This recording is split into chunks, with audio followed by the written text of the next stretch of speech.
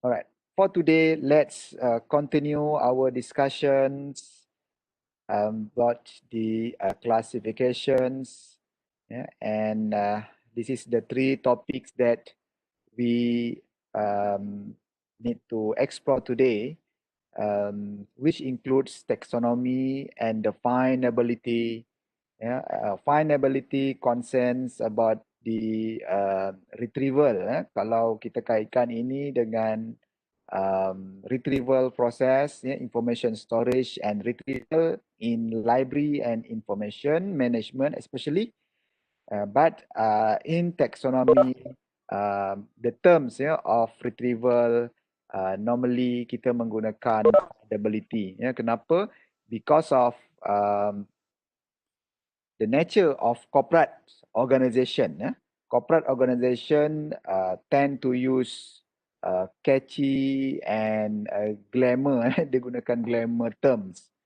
Jadi mereka menggunakan perkataan ataupun tema findability for retrieval of knowledge asset in corporate world. And then we will discuss a bit about taxonomy for content management. And for this, we will discuss in the context of knowledge lens framework developed by a company. Kita panggil dia sebagai Straight Knowledge. Apa dia punya framework tadi? Knowledge lens framework. Kita akan discuss ini dalam konteks Greek philosophy. Greek philosophy, I think you know about Sophos, Logos, Ethos and Pathos. So itu adalah 4 filosofi Greeks, falsafah Greeks yang akan kita gunakan untuk discuss taxonomy and the content management. And then number 3, taxonomy and knowledge management. So apa related, what is the relation between taxonomy and knowledge management. And finally, kalau kita ada masa lagi, kita akan discuss sedikit berkenaan dengan construction of taxonomy. Alright. Semua dah ada ya? Kita masuk. Okay. Ada yang tak dapat masuk due to network problem. Okay. Taxonomy and findability. Knowledge model such as taxonomy normally being used to retrieve information or to retrieve knowledge assets, especially in corporate or business company. Kalau tadi saya dah terangkan, in library and information management, normally they call this term as retrieval system, information storage and retrieval system. But specifically in business or corporate world, they call this as findability. So the concepts of findability and retrieval actually it is the same concept, proses kepada pencarian maklumat ataupun mendapatkan maklumat. Tetapi bezanya di sini, corporate world tend to search for assets. Asset apa? Contohnya macam mana dia nak search experience, experience or expertise yang ada or reside, which normally knowledge asset ni, as we know that includes tacit and explicit knowledge. Jadi ada some difficulty. So the searching or the retrieval process sometimes a bit different from retrieval system being used in library or information management processes. Okay, the taxonomy application in business processes affects different groups of stakeholders in different ways.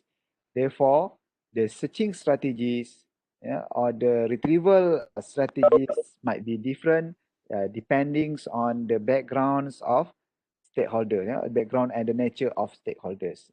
Contohnya kalau dia investor, dia akan menggunakan instrumen ataupun tools untuk mencari maklumat berkaitan dengan contohnya tekstil, ada textile industry in Malaysia. Of course, they definitely not go to the library. Dia takkan pergi ke library untuk mencari berkaitan dengan textile industry di Malaysia. Mungkin mereka pergi ke Federations of Manufacturing in Malaysian Federations of Manufacturing, MFM contohnya. Mungkin mereka pergi ke Matrade, ya, or maybe they go to MITI, ya, to identify or to search for information related to this textile industry in Malaysia. Jadi mereka akan menggunakan different types of engine, ya, to identify their needs. Okay, and then what is the targets, ya, or the audience of taxonomy in the context of findability? Basically, there are 4 categories. Yeah, there are 4 segments of user or stakeholders, yeah, in this activity. Number 1, of course, the end user. Yeah, end user can be customer of the organization. Yang ini dia yang priority, ya, the priority of the services. Number 1, end user, citizens, customer can be better served, and they have relevant information as they are needed, with the less effort. Okay, from the website, for example, ini contohnya, bila you pergi ke satu website organisasi, bagaimana pencarian maklumat you? Adakah dia easy untuk you navigate? Is it easy to navigate untuk browse? Ya, kadang-kadang kita rasa frustrated, ya, sebab apa? Maklumatnya mungkin ada dalam web, but due to the complexity of the navigations, then sometimes we fail to identify or fail to find information that we need, kan? Due to apa tadi? So mungkinnya adalah complexity, iaitu kaedah dia mereka menyusun contohnya. Okay, number 2, workers executing the process, their focus shift from managing the logistic of the process towards the knowledge intensive task, and this almost always involve finding relevant information. Alright, number 2, stakeholders, kepada siapa? Kepada workers or employers of the employees of the company or organisation. Di sini kadang-kadang dia berkaitan dengan juga internal policy. Bagaimana sebuah department tu dia mempunyai maklumat tetapi not being shared.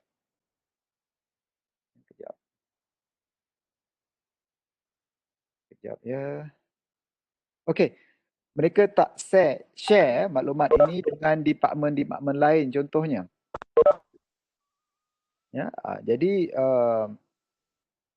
ada kebarangkalian kita gagal untuk mendapatkan maklumat dalam organisasi sendiri disebabkan kita tak tahu di mana maklumat itu berada ataupun siapa yang simpan, ya. Especially in research and developments or research and innovation organisation, ya, department. Normally they tend to keep the information, especially on research, ya, dia simpan sendiri. Jadi ini menyukarkan department lain, contohnya, ataupun unit lain ataupun staff dari unit-unit lain untuk mendapatkan maklumat yang mereka perlukan. Ya, mereka tak tahu maklumat tu ada sebenarnya.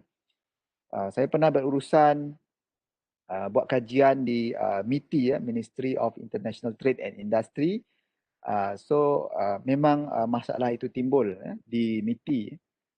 Dia melibatkan dasar-dasar jabatan dan juga dasar kerajaan. Maklumat-maklumat tu setengahnya ada tetapi tidak boleh diperolehi. Okay. Next, the managers. Yeah, the managers responsible for the result strategy formations and primary processes executions inform each other more directly. And this is what have been mentioned just now. They're related to organization policy. Sometimes the managers they put some policy that the policy can be the strategy lah di sini. Dia merupakan satu strategi, contohnya untuk mengelakkan maklumat itu daripada sampai ke pihak lain tanpa kebenaran. Terutama sekiranya research finding yang belum dipatentkan contohnya. Jadi strateginya adalah untuk to protect this information or research finding, but then at the same time dia ada kelemahan di sini kepada pihak lain ataupun kepada researcher lain dari menggunakan maklumat tersebut. Okay, the IT department, number 4, getting from business needs, legislations and policies to an ergonomic, effective system that is resilient to change is fundamentally a knowledge management challenge. So stakeholder number 4, the IT department, dia memudahkan proses penghasilan, contohnya website ataupun sistem or retrieval system that flexible, that flexible for change. Contohnya kita mungkin meletakkan polisi tertentu dalam update website of the organisation. Adakah dia update seminggu sekali ataupun once a month, mungkin twice a year. So it depends on your department's policy. So IT department should establish flexible and effective policy for the findability concepts of information system or websites ataupun internal intranet for example. Okay, the concepts of findability, they should clearly understandable signs. They should use understandable signs. Okay, before we explore further, let's study or explore about the findability itself. So apa dia findability? This term actually coined by Peter Movile. Peter Movile, you boleh search buku ataupun tulisan dia. Peter, P-E-T-R, Movile, M-O-R-V-I-L-L-E. Dia being written this publication in 2002. Peter Movile dia tulis ni pada 2002, which refer to the objective of designing system that help people find what they need. So as we discussed earlier, actually the concept of findability tu dia sama dengan retrieval or information retrieval. Actually, pada yang baru join tadi, sekali lagi saya jelaskan, information retrieval dia lebih tradisional, in terms of the terminology, being used, information retrieval mainly used in library and information management. Dia lebih agak tradisional ataupun orthodox. But findability being used mainly in corporate world or in business processes. Jadi setengah dictionary dia meletakkan penggunaan term ini sebagai find-ability, but some researcher or author mainly they use find-ability as one word, sebagai satu perkataan. There are more problems with the terms retrieval. In many cases, it does not apply well in business activity or business process. Contohnya, perkataan dalam apa ni ya, dalam business, contohnya di mana, di airport lah, ya, di airport, bagaimana pengguna ataupun stakeholders nak mencari kedudukan surau contohnya ya, dalam satu airport. Jadi adakah mereka akan menggunakan perkataan retrieval? Ya, sebab apa? Seperti yang kita tahu, corporate taxonomy ni dia adalah untuk mencari ataupun untuk retrieve knowledge asset of the organization. And in business or in a corporate world, surau ataupun prayer room is part of knowledge asset as well. Sebab apa? Mungkin dalam surau tu dia ada dokumen-dokumen, dia ada buku-buku agama yang diletakkan. Jadi adakah kita akan menggunakan information retrieval or retrieval term ya, to refer to this process? Ya, of course not. Ya, normally kita akan menggunakan perkataan to find, to find. Kita tak kata to retrieve. Contohnya kita nak cari toilet, ya, kita tak kata to retrieve toilet, ya, tetapi to find. So that's why this term, ya, findability, used in taxonomy concept, especially in business. Okay, begitu juga apa ni ya, findability dia tidak digunakan untuk content. Berbeza dengan retrieval, banyak digunakan untuk mencari kandungan, ya, content management. Tetapi findability more to physical. Ya, contohnya kita nak cari komputer, ya, nak cari server, so they use the concept of findability. And effective signage, ya, increases findability. Ya, signage. Jadi sekiranya kita hasilkan dalam bentuk locations or geographical locations of the tourism or tourist attractions, of course we need to use signage, ya, signboard. Begitu juga dengan kedudukan unit-unit dalam organisasi, ya, business units in organisation. Of course kita kena apply signage, ya, in this process. Alright, boleh faham yang ini findability concept? Okay, now let's go through taxonomy and the relation with content management. In practice, taxonomy can be expressed in many different ways. For example, in paper filing system, in manual filing system, in shared drive folder structure, for example, in your Dropbox, in your Google Drive. So ini adalah kaedah penyusunan dan findability after you store your file. And in a file numbering system, in website structure, and in metadata, metadata ni in electronic databases, or online databases. Okay, jadi konsep taksonomi yang you buat dalam you punya assignment tu, website taxonomy actually refer to this number 4, insight structure.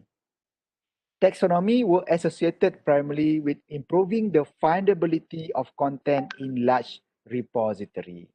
So therefore, taxonomy, in conclusion, mainly being used in or for findability, of knowledge asset in large repository. Kita tidak menggunakan taxonomy ini ataupun findability ini dalam konteks tadilah contohnya mencari maklumat di surau, tetapi kita gunakan dalam bentuk repository. Apa agaknya repository bagi sesebuah organisasi? Itu yang kita taksonomikan.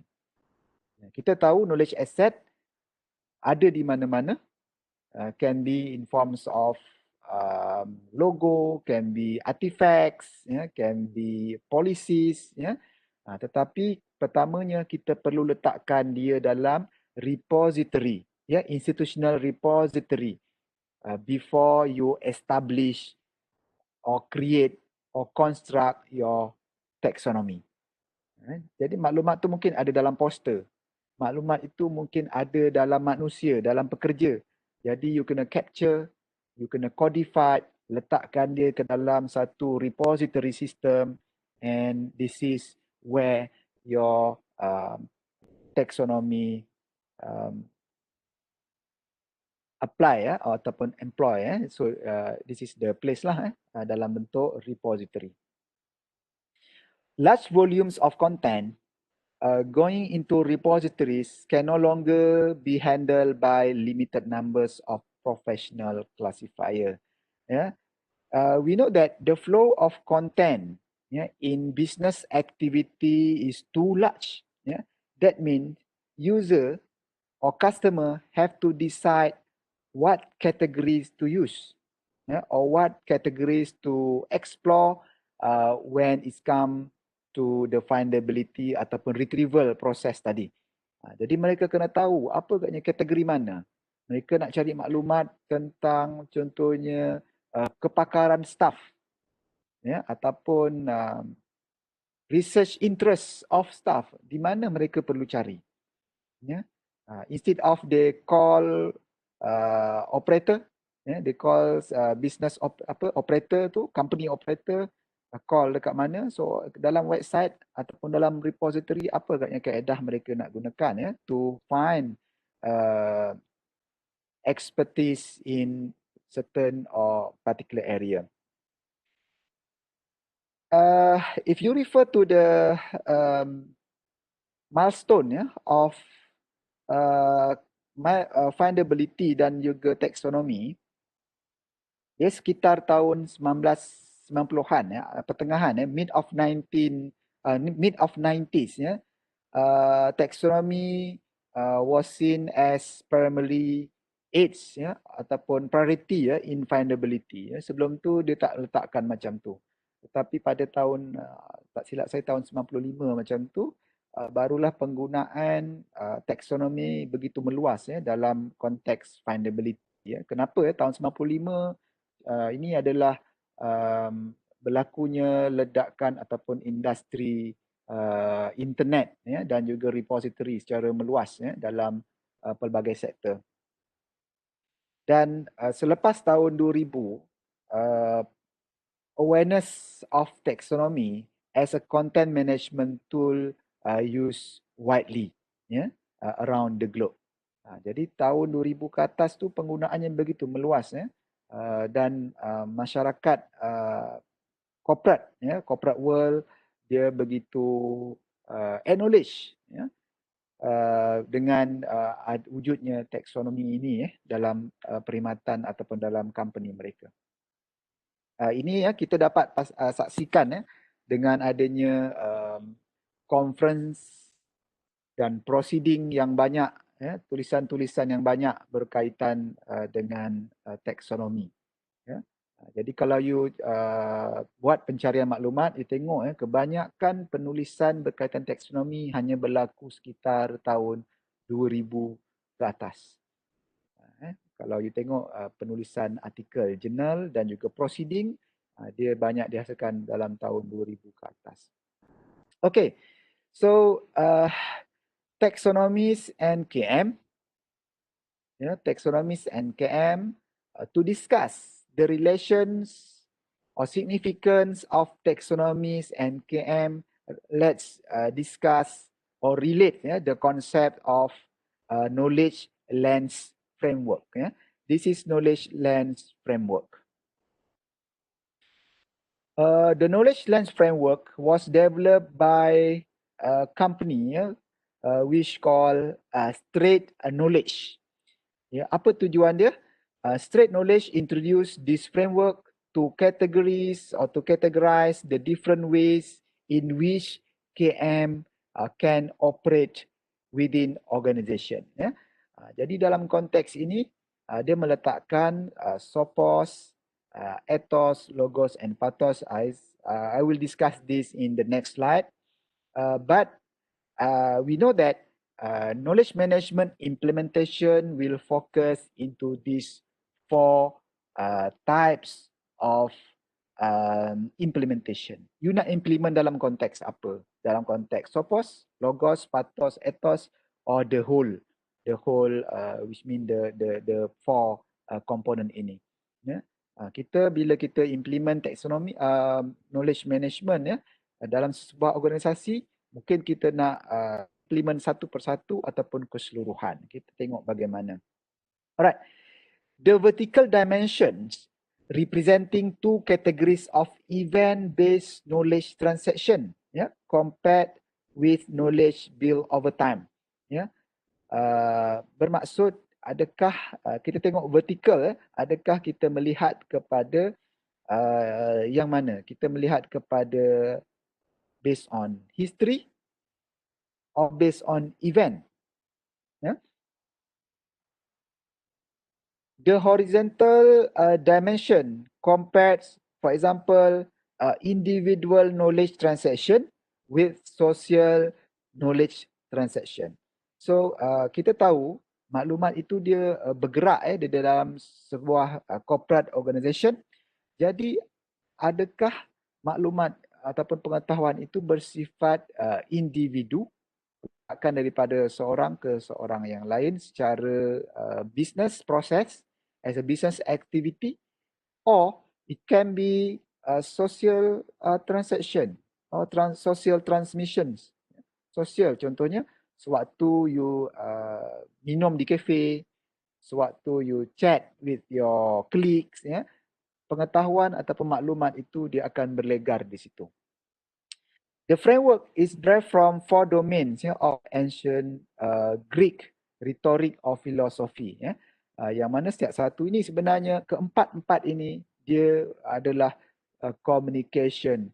Dia melibatkan communications of knowledge. Jadi kita tengok the next slide, apa penerangannya. In knowledge management, logos represent the domains of information management. Tak ada dalam ni, mungkin you boleh catatkan. Yang ini saya gunakan sinopsis saja. Logos represent the domains of information management, of supplying the right information at the right time it is needed. So logos, the first filosofi ni, logos adalah dia berkaitan dengan information management. So information management dalam sebuah organisasi, dia hanya address logos. Dia address logos yang mana dia berkaitan dengan pengurusan words, language, in communication. Communication apa? Communication of knowledge. Communications of knowledge inform dalam bentuk information. Jadi di sini dia menggunakan wording as text. Dia menggunakan language that being communicated in forms of text dalam bentuk buku, dalam bentuk contohnya elektronik, dalam bentuk online databases. So itu katakan logos. Number 2, Sophos. Sophos represent experience, expertise and learning activities. Apa penerangan dia? Wisdoms or knowledge that can only be acquired by experience. Contohnya tadilah kita ada pengalaman, kita ada expertise, skill dan juga proses learning. So Sophos ini tidak boleh dikendalikan menggunakan kaedah information management. Wisdom, skill, tidak boleh kita menggunakan kaedah library. But then you need to convert Sophos. Kita kena convert first menggunakan kita capture, kita codify. Codified experience, barulah kita boleh kelaskan dia di dalam logos. Next, pathos. Apa dia pathos? Follow, feeling or the ability to connect and engage with other people on a personal level.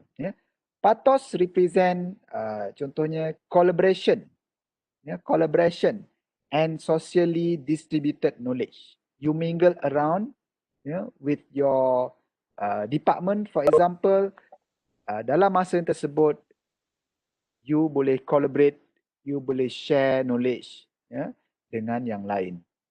Next, ethos, character, identity, style of behavior, value, reputation and practice.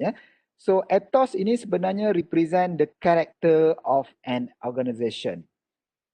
In other words, the culture. The culture of organisation or culture of department. Sejarah dia dan juga strategic directions, strategic directions of the units, departments or organisation.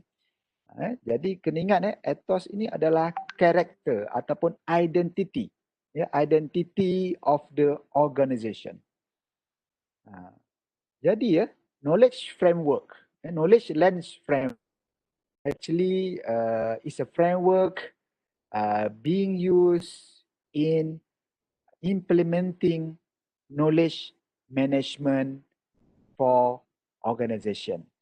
Jadi kita nak address yang mana bila kita buat implementasi knowledge management inisiatif dalam sebuah organisasi.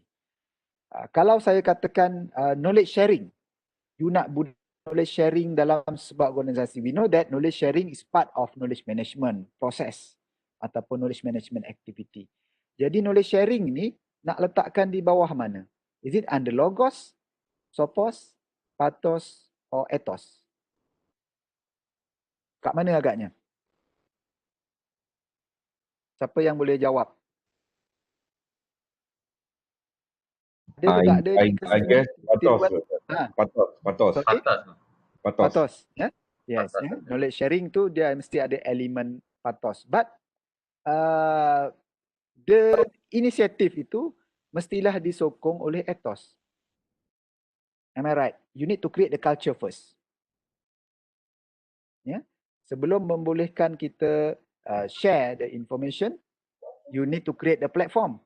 So this platform actually dia kena motivate dengan ethos tadi. Dia kena ada budaya. Kena ada budaya. Nah, itu contohnya. So kalau you perhatikan semua aktiviti di dalam knowledge management cycle kita boleh letakkan di setiap satu knowledge lens framework ini. Okay.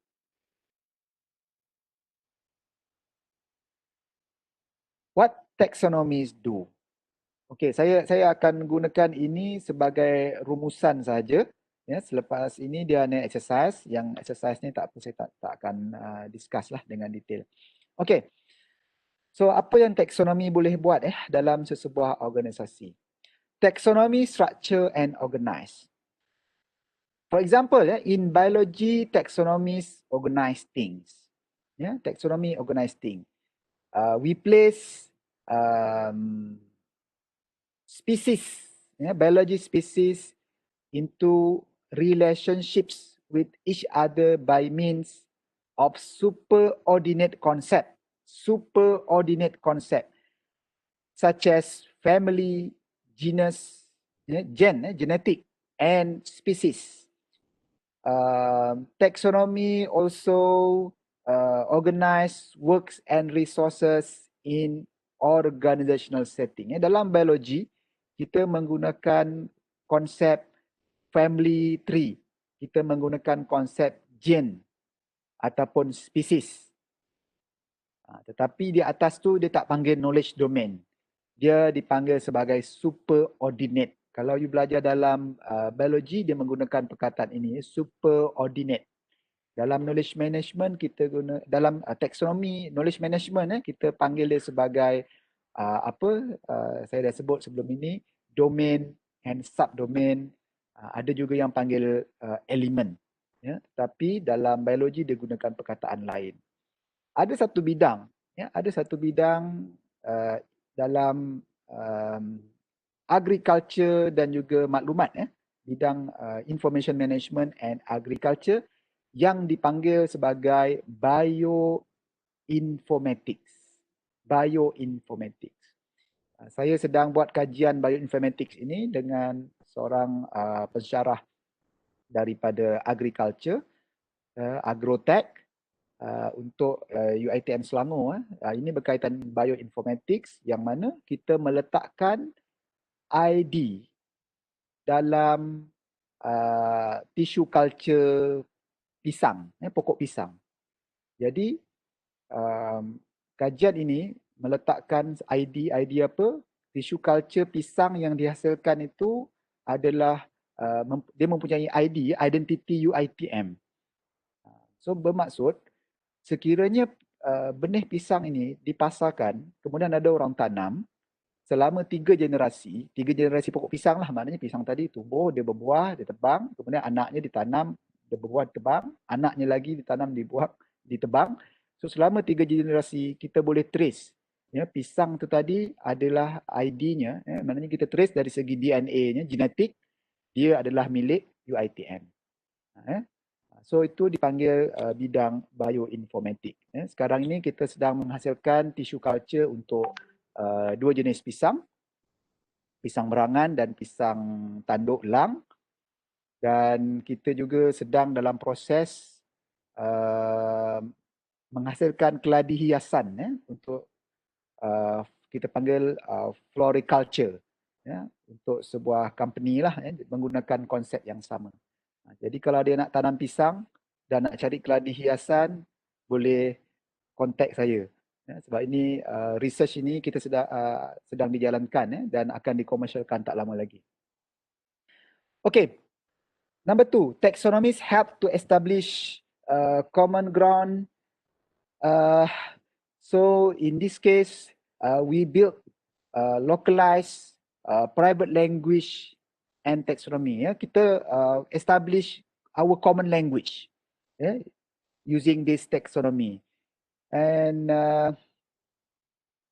common language ini kadang-kadang kita gunakan sebagai satu bahasa, sebagai bukan bahasa, dia sebagai satu term yang merujuk kepada istilah-istilah tertentu yang dipakai oleh organisasi ataupun pakai dalam sektor tersebut, industri tersebut. Contohnya perkataan knowledge management sendiri.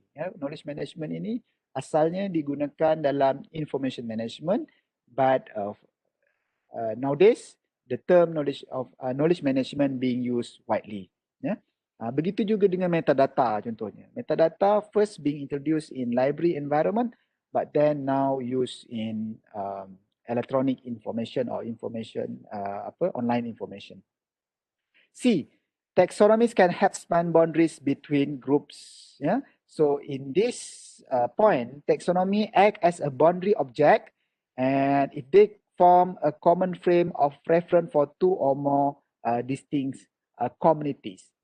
Contohnya, pharmaceutical company drug catalogs act as a boundary object, which link hospital administrator, the link doctor, the link insurance company, pharmacist, regulatory agency dan juga researcher. Ini contohnya. Dia ada boundaries, dia create, tapi kat sini the link, the border tu, link the boundaries between different groups. Walaupun term itu dihasilkan oleh farmasi, ahli farmasi, tetapi penggunanya itu melibatkan pelbagai groups. Ini mungkin you boleh kaitkan dengan sektor masing-masing di mana you berada. Boleh kaitkan. Ada tak wujud tak taxonomy ini sebagai boundary of object dalam you punya organisasi? D, taxonomies can help in sense making. For example, if you refer to Mendeleev periodic table, ingat lagi tak minggu lepas dia ada Mendeleev periodic table, yang table bahan kimia tu, they help, the metric can help the organisation to structure their thinking and make effective and appropriate decision. Contohnya, kalau bahan ini campur dengan bahan ini, dia akan jadi apa? Contohnya kalau kita ambil pH level, kita nak test pH level air, bagi air contohnya, kita test air itu pH-nya 7. Jadi kalau 7, ikan apa yang sesuai dengan 7? Contoh. Ada yang mengajar sains tak dalam grup ni? Tak ada, Doktor. Tak ada semua jaga library, jaga resource center. Jadi kalau kita kata pH 7, hampir semua ikan sesuai dengan pH 7. Tetapi kalau pH-nya lebih, katakan 7.5 ataupun kurang 6.5. So apa yang berlaku pada ikan? Ikan apa yang sesuai? Ada setengah ikan dia boleh menggunakan pH yang agak tinggi ataupun agak rendah. Tetapi kebanyakan ikan dia sesuai, yang paling ideal adalah pH 7. Jadi keputusan-keputusan ini digunakan lah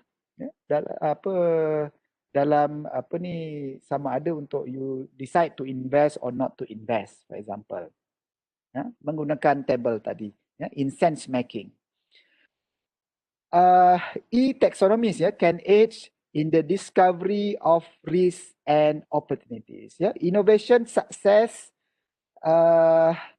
bila kita kata risk and opportunity, kita boleh kaitkan dengan success of innovation actually driven by the ability to integrate the innovative product into existing public categories, and ways of seeing things, so that the target audience understand how to adopt it and use it.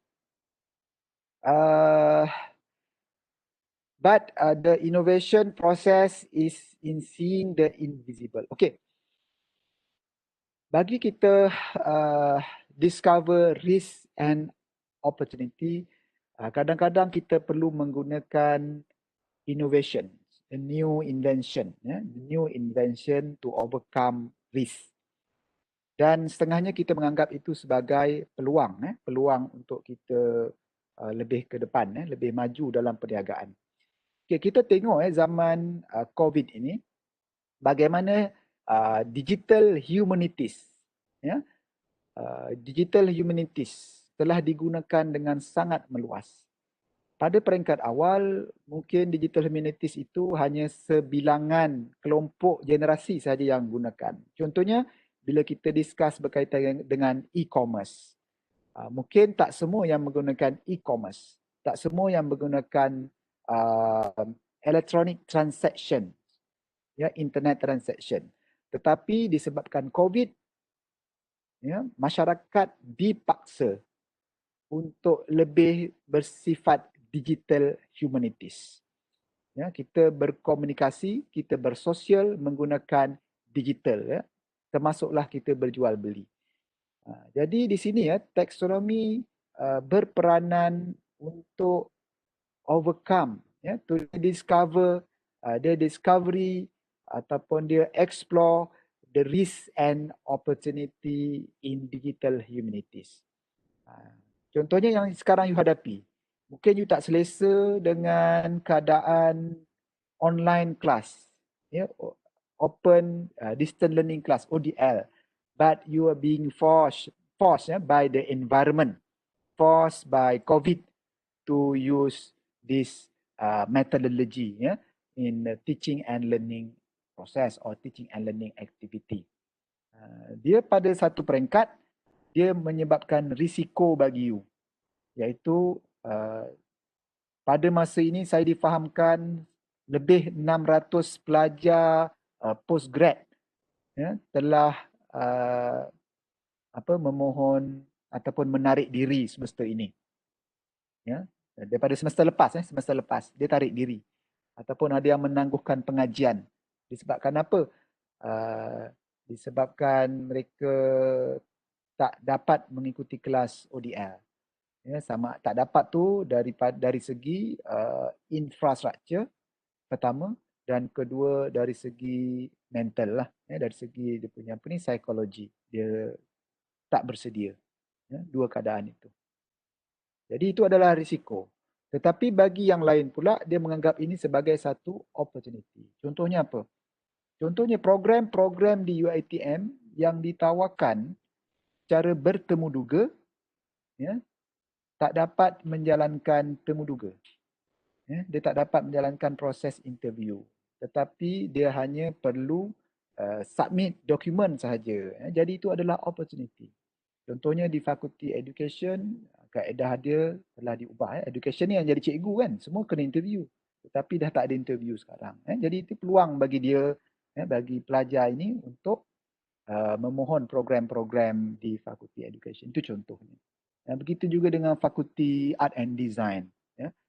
Jadi dia menggunakan ni peluang bagi pelajar lah. Sebab apa? Ada yang withdraw pada masa sama, ramai juga yang dapat. Okey. So seterusnya construction. Construction ini you baca. You baca. Ini adalah latihan. You baca yang ini.